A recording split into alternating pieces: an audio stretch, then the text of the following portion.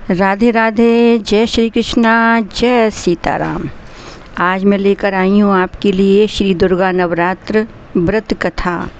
शारदीय नवरात्रि 22 सितंबर सोमवार से प्रारंभ हो रहे हैं। तो माता रानी हाथी पर सवार होकर आ रही हैं।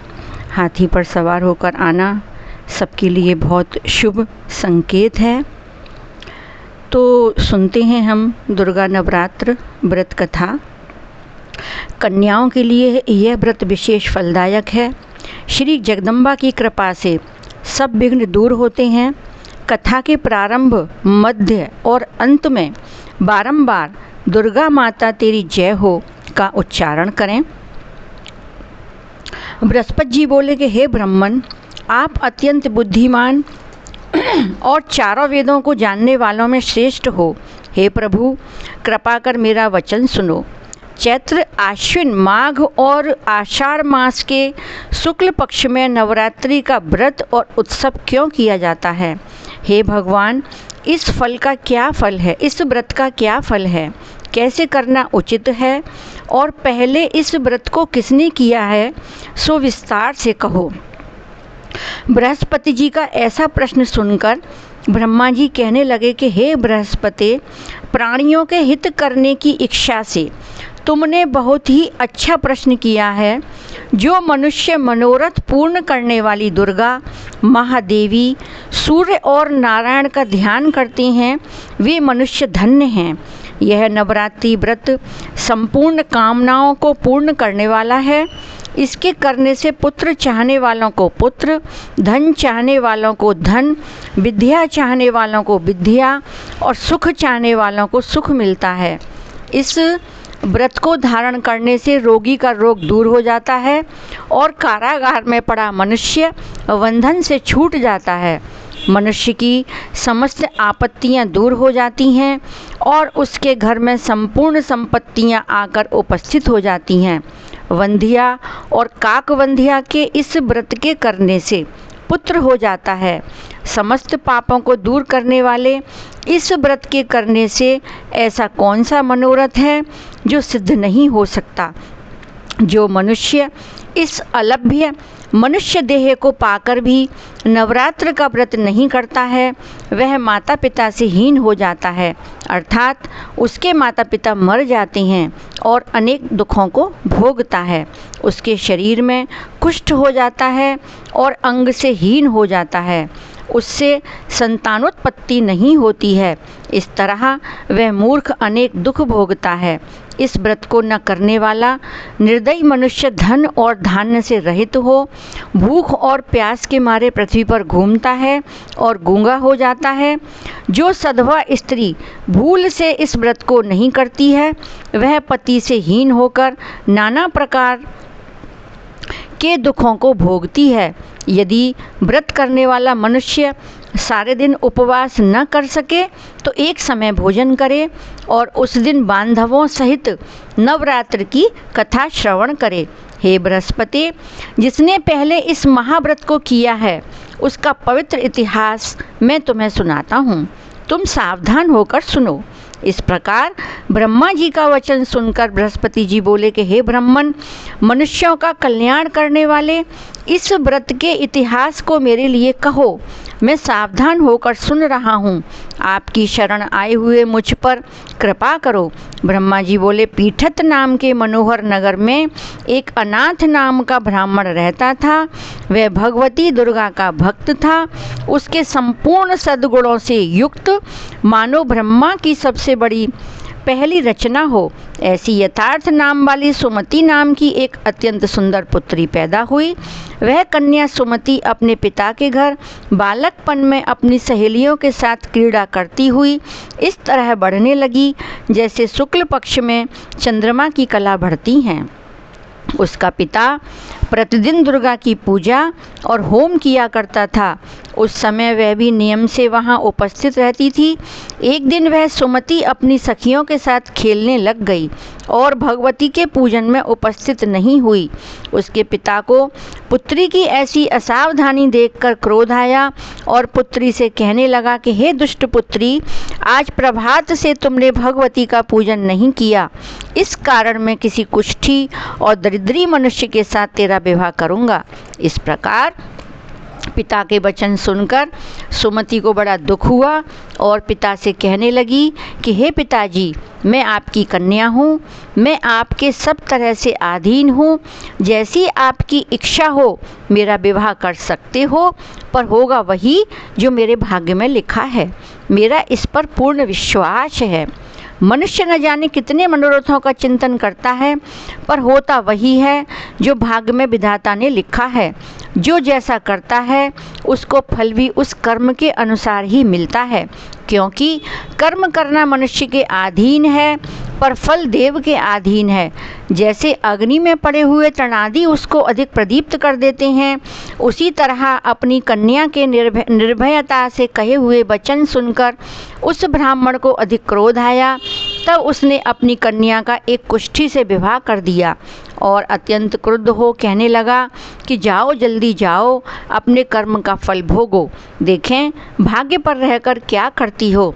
इस प्रकार से कहे हुए पिता के कटु वचनों को सुनकर सुमति मन में विचार करने लगी कि अहो, मेरा बड़ा दुर्भाग्य है जिससे मुझे ऐसा पति मिला। इस तरह अपने दुख पर विचार करती हुई सुमति पति के साथ वन में चली गई और भयानवे कुशायुक्त उस जगह पर उन्होंने वह रात बड़े कष्ट से व्यतीत की।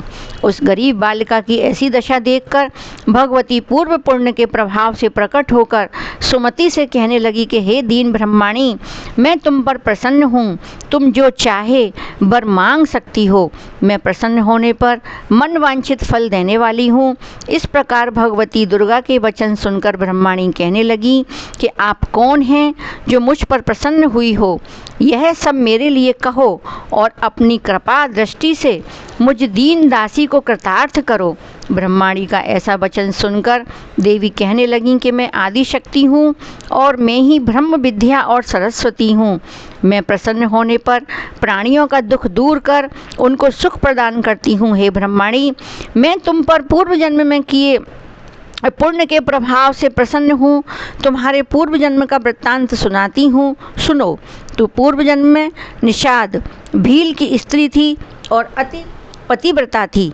एक दिन तेरे पति निषाद ने चोरी की।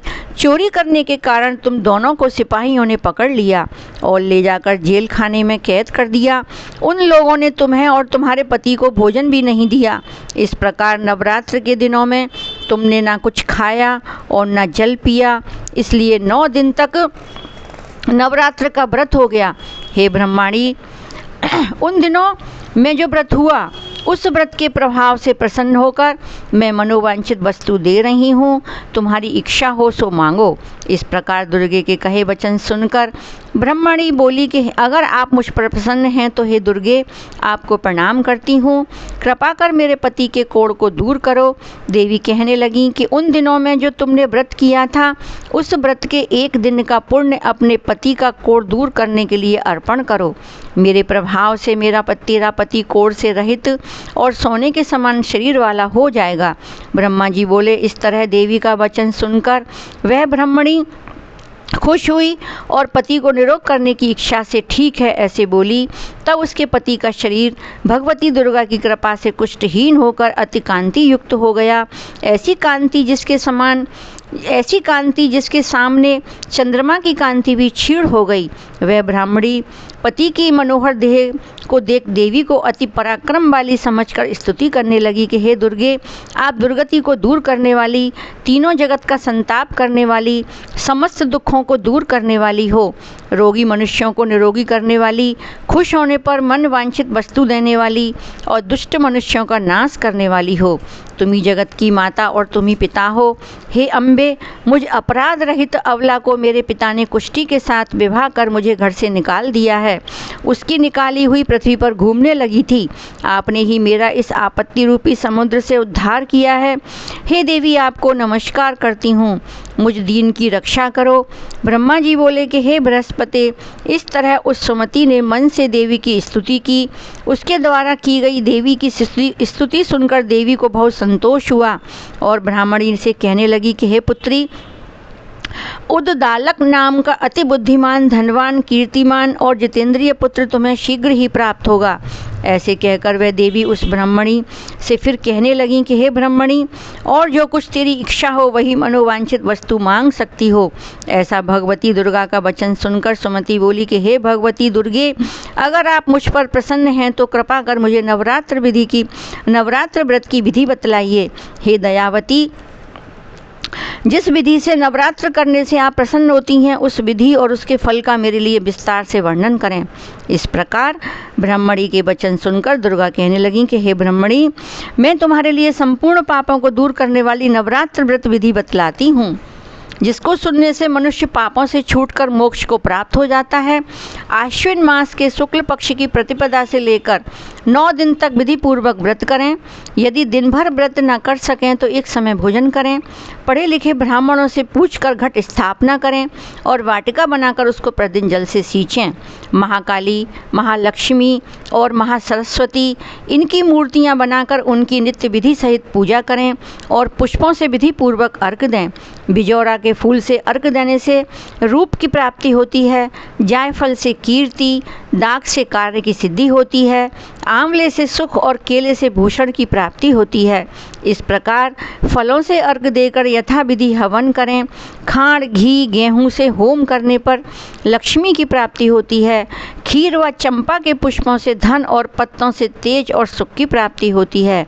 आंवले से कीर्ति और केले से पुत्र हो। कमल से राज सम्मान और दाखों से सुख संपत्ति की प्राप्ति होती है। खांड, घी, नारियल, शहद, जौ और तिल, इनसे तथा फलों से होम करने से मन वांछित फल की प्राप्ति होती है। व्रत करने वाला मनुष्य इस विधान से होम कर आचार्य को अत्यंत नम्रता के साथ प्रणाम करे और यज्ञ की सिद्धि के लिए उसे दक्षिणा दे। इस महाव्रत को पहले बताई हुई विधि के अनुसार जो कोई करता है उसके सब मनोरथ सिद्ध हो जाते हैं, इसमें तनिक भी संदेह नहीं है। इन 9 दिनों में जो कुछ दान किया जाता है उसका करोड़ों गुना फल मिलता है।